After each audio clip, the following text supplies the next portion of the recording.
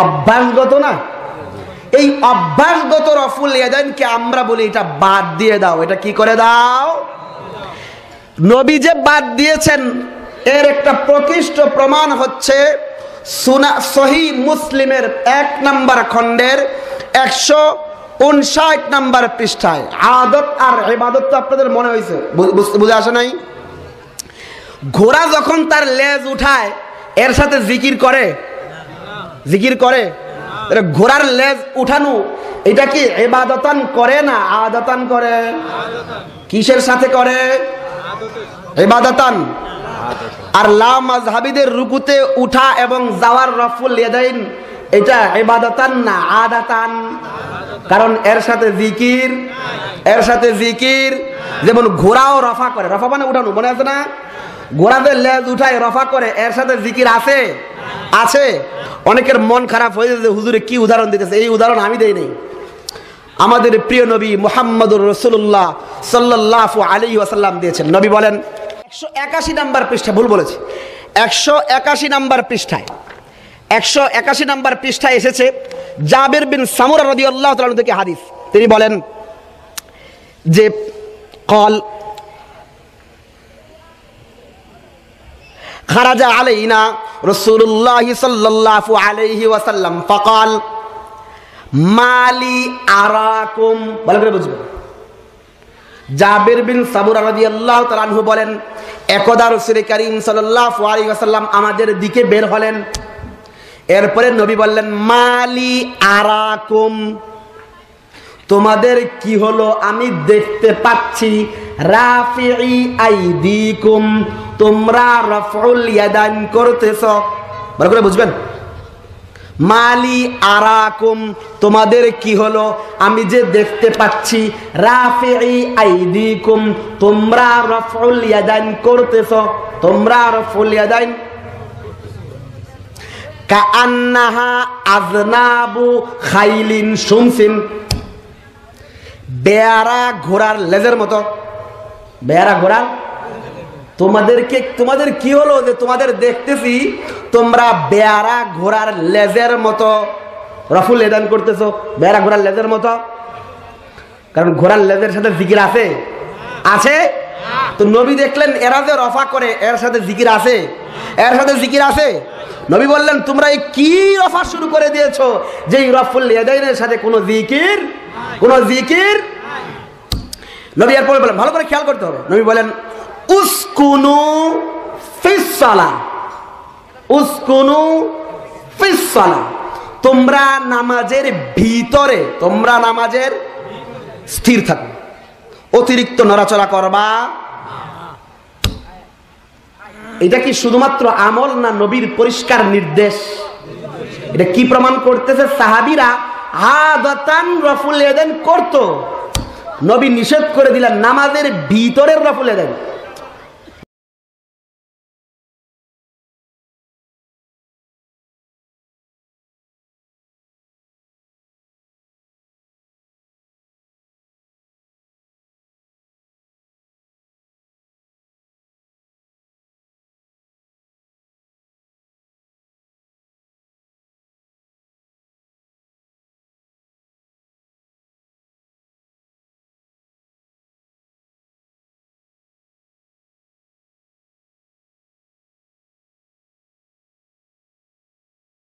এক জায়গায় করে 400 জায়গায় বর্ণনা রয়েছে এই রফুল ইয়াদাইনের হাদিস।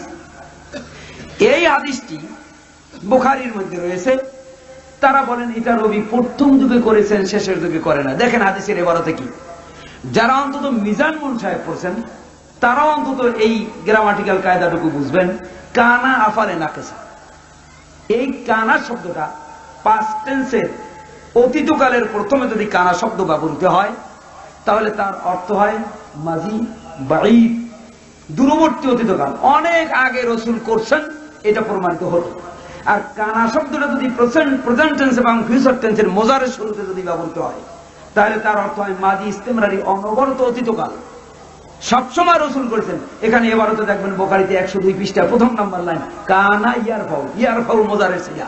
এই মোজারের সিগা শুরুতে কানা শব্দ এসেছে, অর্থাৎ আল্লাহ নবী প্রথম নয়, সারাটা জীবন আল্লাহ নবী এই রফুল এদেন করেছেন, এটাই হাদিস দিয়ে প্রমাণিত। অতএব রসুল প্রথম দিকে করেছেন, শেষের দিকে করেন নাই, এই কথাটি সত্য নয়। কাল কিয়ামতের ময়দানে আল্লাহর দরবারে জবাব দিতে হবে। যেটুকু আমার দলের পক্ষে, মাযহাবের পক্ষে, সেইটুকু বললাম, আর যেটা পক্ষে নয় সেটুকু বাদ দিলাম। আজ না হলো কিয়ামতের ময়দানে অবশ্যই জবাব দিতে হবে। মুসলিম শরীফের 181 পৃষ্ঠায় 5 লাইনের পরে এই হাদিস আছে ঠিক। হাদিসটির অর্থ হলো, জাবের ইবনে সামুরা রাদিয়াল্লাহু আনহু বর্ণনা করছেন যে আল্লাহ নবী আমাদের কাছে আসলেন, এসে বললেন, তোমাদের কি হলো? তোমরা উদ্বস্ত ঘোড়ার লেজের মতো হাত উঠাও কেন? তোমরা কি করো? নামাজের মধ্যে নীরব থাকো, স্থির থাকো। উসকুনু ফিস সালাত, উসকুনু মানে স্থির থাকো, ফি মানে মধ্যে, সালাত মানে নামাজ। নামাজের মধ্যে তোমরা ঘোড়ার লেজের মতো হাত উঠাও কেন? তোমরা চুপ থাকো। এই হাদিসটি বললে, এই কাগজটি পড়লে সকলেই বুঝতে পারবে, একেবারে ক্লিয়ার হয়ে গেছে যে আল্লাহ নবী ঘোড়ার লাজের মতো হাত উঠাইতে নিষেধ করছেন। অতএব এটা মানসুখ, এটা করা যাবে না, আল্লাহ নবী নিষেধ করে দিয়েছেন। এই যে মুসলিম শরীফের হাদিস, হ্যাঁ হাদিসও ঠিক, অর্থও ঠিক, আর নাম্বারও ঠিক, কিন্তু আসল গোপন রাখছে কোন জায়গায় তা কি জানেন? আমার বন্ধুরা রাগ করবেন না যদি আমি বলে দেই, এখন অবশ্যই আপনার কলিজায় হাত লাগবে, বলে দিলে আপনার কলিজায় খবর হয়ে যাবে। তবু আমি অনুরোধ করি, পায়ে ধরে বলি, রাগ করবেন না। আমার কথাটা যদি সত্য হয়, নিজে আজকে কারো কোনো হুজুরের কথা বাদ দিয়া নিজে বালিশে মাথা দিয়ে একটু চিন্তা করবেন যে আসলে করছি কি আমরা।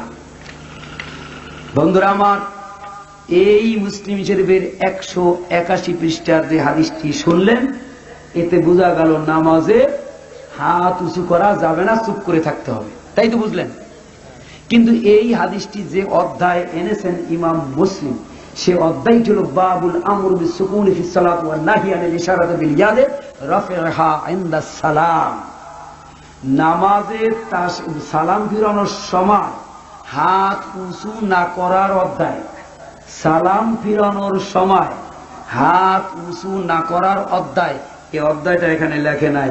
এই অধ্যায়টা লেখলে মানুষ যারা সচেতন তারা বলবে, এটা তো সালাম ফিরানোর সময় কথা বলতেছি তো আমি। দেখেন আমার মধ্যে যেটা না সেইটা করে দিয়ে না। তো এই যে অধ্যায়টা হলো যে সালামের সময় হাত উঁচু না করার অধ্যায়। এই অধ্যায়টা লেখেন নাই। এই অধ্যায় 3টে হাদিস। কয়টি? এরপরে আর 2টি হাদিস। এই একজন রাবী, এই জাবের ইবনে সামরা কি বলতেছেন শুনুন। ইজা সাল্লাইনা মা রাসূলুল্লাহ সাল্লাল্লাহু আলাইহি ওয়াসাল্লাম ইজা সাল্লামনা কুলনা বিআইদিনা আসসালামু আলাইকুম ওয়া রাহমাতুল্লাহ, আসসালামু আলাইকুম ওয়া রাহমাতুল্লাহ ওয়া ইশারু বিয়াদিহি আল জানিবাইন। আমরা নবীর সাথে সালাত আদায় করেছি, যখন সালাম ফিরাইতাম তখন এরকম বলতাম, আসসালামু আলাইকুম ওয়া রাহমাতুল্লাহ, আসসালামু আলাইকুম ওয়া রাহমাতুল্লাহ, হাত দিয়ে ইশারা করতাম। ফানাজারা ইলাইনা রাসূলুল্লাহ সাল্লাল্লাহু আলাইহি ওয়াসাল্লাম, রাসূল আমাদের দিকে তাকাইলেন। ফাকালা মালি ইয়ারাকুম রাফি'i আইদিকুম কান্নাহা আযনাবু খাইন। শুনছেন তোমাদের কি হলো? তোমরা উদ্বস্ত ঘোড়ার লাজের মতো হাত উঠাও। শোনো, ইজা সাল্লামা আহাদুকুম, তোমাদের মধ্যে যখন কেউ সালাম ফিরাবে, ফালিয়ালতাফিত ইলা সাহিবিহি, সে যেন তার ভাইয়ের দিকে ইলতিফাত করে তাকায়। ওয়ালা ইউমি বিয়াদিহি, সে যেন হাত দিয়ে সালাম না দেয়। লিখে নিন, ইসলামিক ফাউন্ডেশন, মুসলিম শরীফ, 2য় খণ্ড, 210 নম্বর পৃষ্ঠা, 851, 52, 53, 54 নম্বর হাদিস খুলে দেখুন। আমি যেরকম বলছি এরকম যদি না পান তা আমার মুখে পায়খানা দিবেন,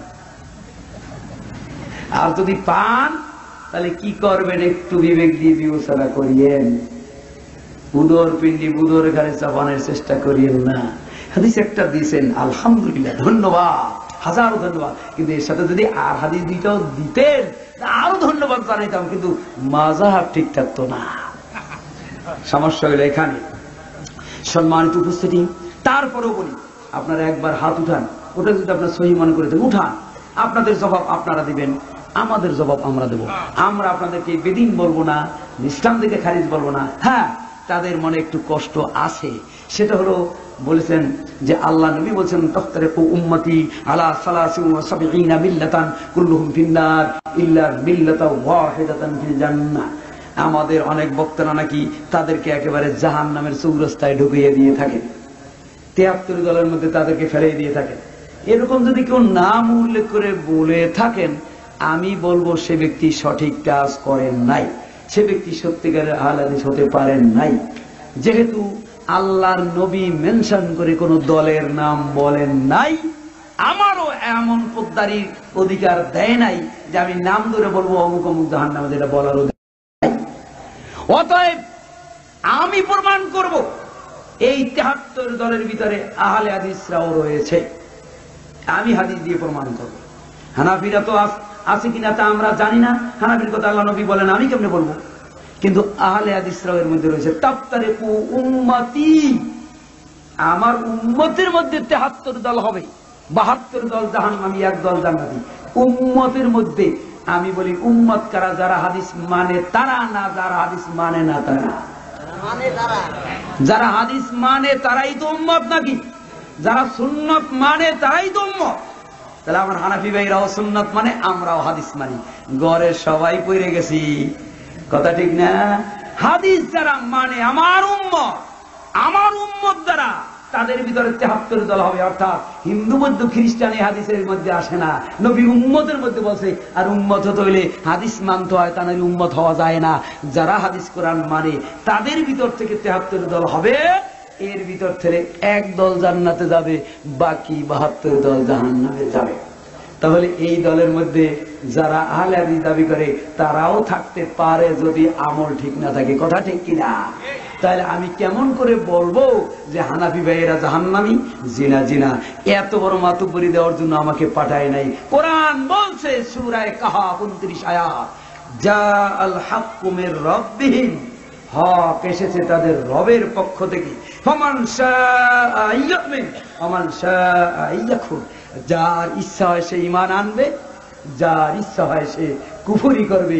লাস্তা আলাইহিম বিমুসাইতির, তোমাকে দারোগা করে পাঠাই নাই, বোম মাইরা মানুষদেরকে ইসলামের মধ্যে আনতে হবে, এদেশের মাটিতে বোম মাইরা ইসলাম কায়েম করতে হবে, এই পোদ্দারি করার জন্য তোমাকে দুনিয়ার বুকে পাঠানো হয় নাই। আল্লাহ পাক আমাদেরকে সঠিকটাকে গ্রহণ করে বেঠিকটাকে বর্জন করে সঠিক আমল করার তৌফিক দান করুক। এরপরেও আমাদের লেখা, আমার লেখা একটা নামাজ শিক্ষা আছে, সহজ সহি নামাজ শিক্ষা। এই নামাজ শিক্ষার মধ্যে একটা চার্টও দেওয়া আছে সারকলের শেষে। অনুরোধ থাকলো, আমরা যেমন এই তাদের এই লেখা লিফলেটটা পড়ে কিছু আলোচনা পর্যালোচনা করলাম, আমিও তাদের কাছে এই বইটা নিয়ে যেতে বলছি। এই বইটা নিয়ে একটু আলোচনা পর্যালোচনা করে দেখবেন। এর মধ্যে যদি আমরা আপনারা যেরকম লেখছেন, আমাদের দৃষ্টিতে যেটা বেঁধেছে আমরা ভুল ধরেছি, আমাদের লেখা বই রেখে যাচ্ছি, যদি এর মধ্যে কোনো ভুল ত্রুটি হয় অনুরোধ করে এরকম ভাষায় যেন হয়, তথাকথিত হানাফি তথাকথিত আহলে হাদিস এরকম ভাষা যেন না আসে। ওদের মধ্যে আলেম নাই, কিছু জান না, ও সে কথাটা তো বলতে মনে নাই। আহলে হাদিসরা দলিল পেশ করেন, আহলে হাদিসরা দলিল পেশ করেন 8 রাকাত তারাবি, আহলে হাদিসরা দলিল পেশ করেন সূরা ফাতিহা পড়তে হবে।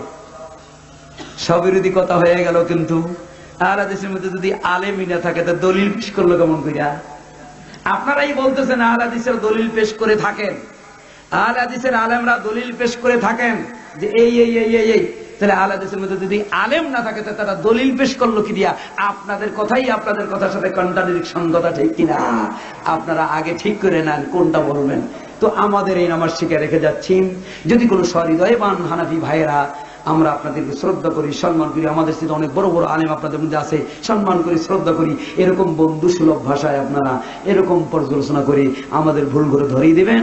আমরা ইনশাআল্লাহ রহমান ভুলগুলো শুধরাইয়া আপনাদের সাথে এক হয়ে কাজ করতে পারবো, কোনো অসুবিধা নাই ইনশাআল্লাহ। আল্লাহ আমাদেরকে আমল করার তৌফিক দান করুন, আমিন।